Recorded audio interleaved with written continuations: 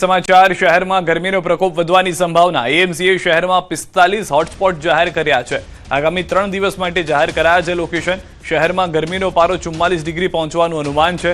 શહેરમાં હીટવેવને લઈને તંત્ર પણ સજ્જ બની ગયું છે। तो 45 જેટલા હોટસ્પોટ अलग अलग વિસ્તારની અંદર જાહેર કરવામાં આવે છે કે જે વિસ્તારમાં સમય સાથે કહેવામાં આવ્યું છે કે એટલા વિસ્તારમાં આ સમય દરમિયાન વધુ ગરમી જોવા મળી શકે છે। ગરમીનો પારો જે રીતે થોડા સમય પહેલા 45 પહોંચ્યો હતો એમ ફરી એક વખત અમદાવાદ શહેરમાં 45 ડિગ્રીએ પહોંચી જાય તો નવાય નહીં।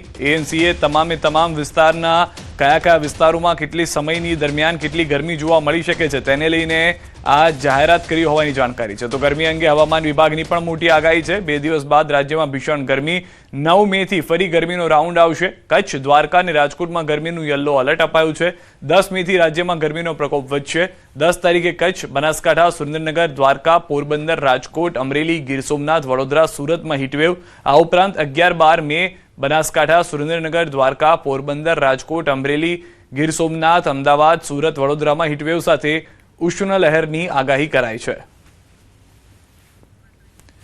તો આ તમામ વિસ્તારો એવા હશે કે જ્યાં આગળ વધુ ગરમી જોવા મળશે। 11 અને 12 તારીખે હીટવેવની આગાહી કરવામાં આવી છે। 10 તારીખે પણ કચ્છ, બનાસકાંઠા, સુરેન્દ્રનગરમાં ભારે ગરમી જોવા મળી શકે છે। તો જે કમોસમી વરસાદ હતો તેનો રાઉન્ડ આગામી 12 થી 14 કલાકમાં પૂર્ણ થઈ જશે, પરંતુ ત્યારબાદ જે છે તે ગરમીનો પ્રકોપ વધતો જોવા મળશે। અંદાજિત 9 તારીખથી ગરમી જે છે તે સમગ્ર ગુજરાતની અંદર વધી જશે।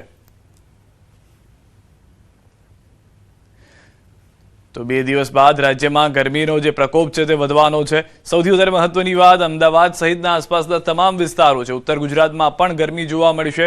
વડોદરા, સુરતમાં પણ હીટવેવની આગાહી કરવામાં આવી છે। 10 તારીખે કચ્છ, બનાસકાંઠા, સુરેન્દ્રનગર, દ્વારકા, પોરબંદર, રાજકોટ, અમરેલી, ગીર સોમનાથ, વડોદરા, સુરતમાં હીટવેવ છે। તો 10 તારીખ બાદ 11 અને 12 તારીખે મે મહિનાની બનાસકાંઠા, સુરેન્દ્રનગર, દ્વારકા, પોરબંદર, રાજકોટ, અમરેલી, ગીર સોમનાથ, અમદાવાદ, સુરત, વડોદરામાં હીટવેવની આગાહી કરવામાં આવી છે। સાથે એએમસી તરફથી પણ જે હોટસ્પોટ જાહેર કરવામાં આવ્યા છે તેમાં પણ સ્પષ્ટ કરવામાં આવ્યું છે કે આગામી 2 દિવસ સુધી કેટલાક વિસ્તારમાં 45 ડિગ્રી સુધી તાપમાન પહોંચી શકે છે। डे 3 से लेकर डे 7 तक 9 से 13 मई तक हीटवेव का वार्निंग दिया है। इसमें येलो वार्निंग दिया रहा है।